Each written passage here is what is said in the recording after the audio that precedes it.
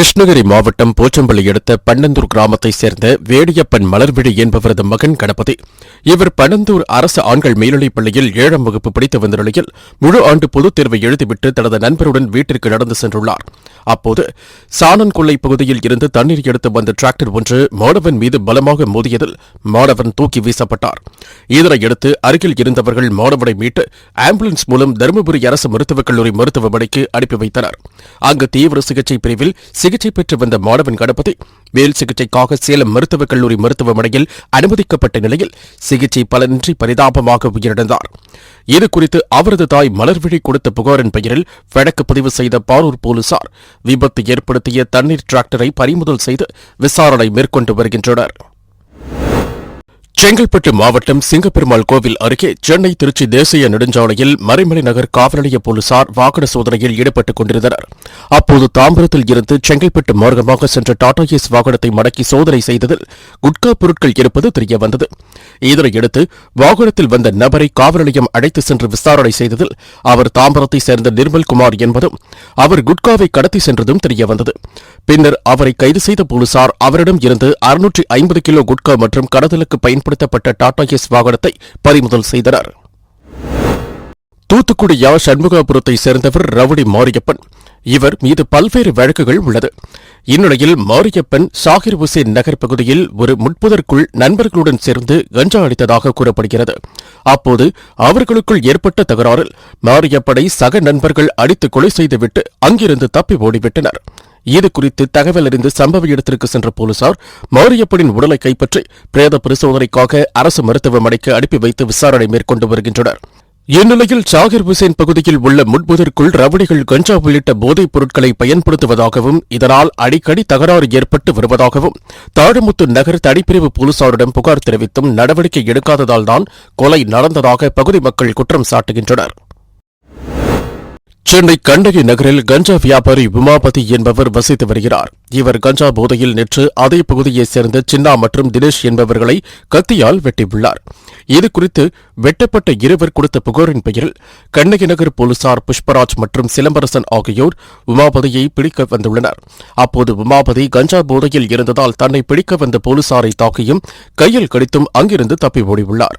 மேலும் உமாபதியின் கூட்டாளி கையில் பாட்டிலை எடுத்து கீழே உடைத்து தனது வயிற்றில் குத்தியும் போலீசாரை குத்தவும் முயற்சி செய்துள்ளார். இதனையடுத்து கண்ணகி நகர் போலீசார் உமாபதி உட்பட 3 பேரை பிடித்து விசாரணை செய்து வருகின்றனர். இந்நிலையில் கண்ணகி நகரில் கஞ்சா விற்பனை அதிகரித்து வருவதாகவும் பொதுமக்களுக்கு பாதுகாப்பு இல்லை எனவும் அப்பகுதி மக்கள் குற்றம் சாட்டியுள்ளனர். 2023ஆம் ஆண்டு நடைபெற்ற இந்திய குடியுரிமை படித்தேர்வில் அகில இந்திய அளவில் 41வது இடம் பிடித்த திருவள்ளூர் மாவட்டத்தைச் சேர்ந்த புவனேஷ் ராம் மற்றும் 314வது இடத்தை பிடித்த விக்னேஷ், 347வது இடம் பிடித்த அரவிந்த் குமரன் ஆகியோரை பாராட்டும் விழா ஆவடியில் நடைபெற்றது. இந்நிகழ்ச்சியில் சிறப்பு அழைப்பாளராக மாவட்ட ஆட்சியர் பிரபு சங்கர், ஆவடி ஆணையரக காவல் ஆணையர் திரு சங்கர் கலந்து கொண்டு குடிமைப்படி தேர்வில் வெற்றி பெற்றவர்களுக்கு பரிசுகளையும் கேடயங்களையும் வழங்கி பாராட்டினார். பின்னர் நிகழ்ச்சியில் பேசிய மாவட்ட ஆட்சியர் பிரபு சங்கர், மக்கள் பணியாற்ற வரும் இளைஞர்கள் மக்களின் தேவைகளை நன்கு உணர்ந்து அவர்கள் மனநிலைக்கு ஏற்றவாறு சேவை செய்ய வேண்டும் என்றும் அறிவுரை வழங்கினார். இந்நிகழ்ச்சியில் குடிமைப்படி தேர்வை எதிர்கொள்ளும் மாணவ மாணவியர் மற்றும் வெற்றி பெற்றவர்களின் பெற்றோர்கள் கலந்து கொண்டனர். அரியலூர் மாவட்டம் திருக்காவலூர் என்னும் ஏலாக்குறிச்சியில் புகழ்பெற்ற புனித அடைக்கல அன்னை ஆலயம் உள்ளது. இந்த ஆலயத்தின் 293ஆம் ஆண்டு திருவிழா கடந்த ஏப்ரல் 13ஆம் தேதி கொடியேற்றத்துடன் தொடங்கி நடைபெற்று வருகிறது. இந்த விழாவின் முக்கிய நிகழ்வான திருத்தேர் பவனி நேற்று இரவு தொடங்கி இன்று விடியற்காலை வரை நடைபெற்றது. இதனை ஒட்டி கும்பகோணம் மறைமாவட்ட ஆயர் ஜீவானந்தம் அமலநாதன் தலைமையில் தேர் திருவிழா சிறப்பு திருப்பள்ளி நிறைவேற்றப்பட்டது. பின்னர் மின் விளக்குகளுடன் அலங்கரிக்கப்பட்ட அலங்கார தேர் பவனி வாத்தியங்கள் முழங்க வாட வேடிக்கையுடன் கோலாகலமாக நடைபெற்றது. இதில் பல்வேறு மாநிலங்கள் மற்றும் பல்வேறு மாவட்டங்களைச் சேர்ந்த கிறிஸ்தவர்கள் ஆயிரக்கணக்கானோர் கலந்து கொண்டு தேரை வடம் பிடித்து இழுத்தனர். செங்கல்பட்டு மாவட்டம் திருக்கழுக்குன்றம் அடுத்த கொத்திமங்கலம் பைபாஸ் சாலையில் பழைய பொருட்கள் விற்பனை செய்யும் கடை அமைந்துள்ளது. இங்கு நேற்றிரவு 10 மணி அளவில் தீப்பிடித்து எரிந்துள்ளது.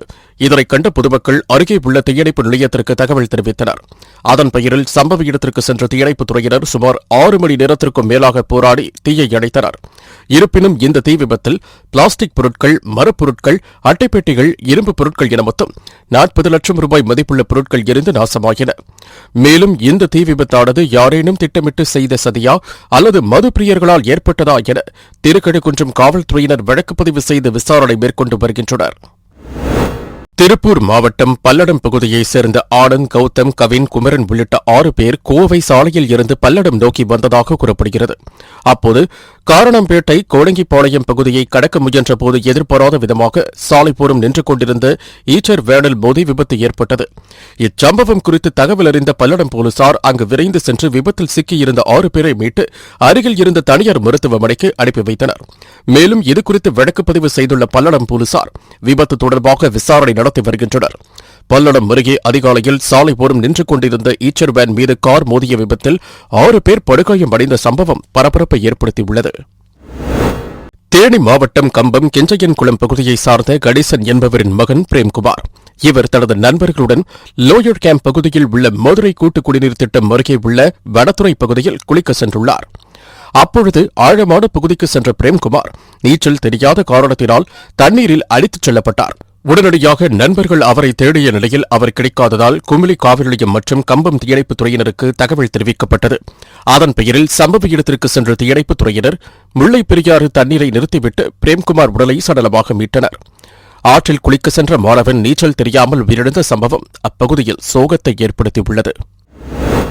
திருச்சி ஸ்ரீரங்கம் ராஜகோபால நகர் 2வது தெருவை சேர்ந்தவர் கோவிந்தராஜன். இவரது மகள் ஜெயஸ்ரீ திருச்சியில் உள்ள கல்லூரியில் BA ஆங்கில பட்டப்படிப்பு 1ஆம் ஆண்டு படித்து வந்தார். இந்நிலையில் இவர் தனது காதலன் கிஷோரை அவரது நண்பர் வீட்டின் பின்புறம் உள்ள மாடியில் சந்தித்துள்ளார். அப்போது அவர்களுக்குள் வாக்குவாதம் ஏற்பட்டதாக கூறப்படும் நிலையில் ஜெயஸ்ரீ மாடியில் இருந்து குதித்து தற்கொலை முயற்சி மேற்கொண்டுள்ளார். இதனையடுத்து ஜெயஸ்ரீயை நண்பர்கள் உதவியுடன் காதலன் மீட்டு மருத்துவமனைக்கு அழைத்து சென்ற நிலையில் அங்கு அவர் சிகிச்சை பலனின்றி உயிரிழந்தார். இதுகுறித்து தகவல் அறிந்து சம்பவ இடத்திற்கு சென்ற போலீசார் உடலை கைப்பற்றி பிரேத பரிசோதனைக்காக அரசு மருத்துவமனைக்கு அனுப்பி வைத்தனர். தொடர்ந்து இச்சம்பவம் குறித்து ஜெயஸ்ரீயின் தந்தை கோவிந்தராஜன் கொடுத்த புகாரின் பெயரில் வழக்குப்பதிவு செய்து காதலன் கிஷோர் நண்பர்கள் உட்பட 5 பேரை பிடித்து இது திட்டமிட்ட கொலையா அல்லது தற்கொலையா என்பது குறித்து விசாரணை மேற்கொண்டு வருகின்றனர்.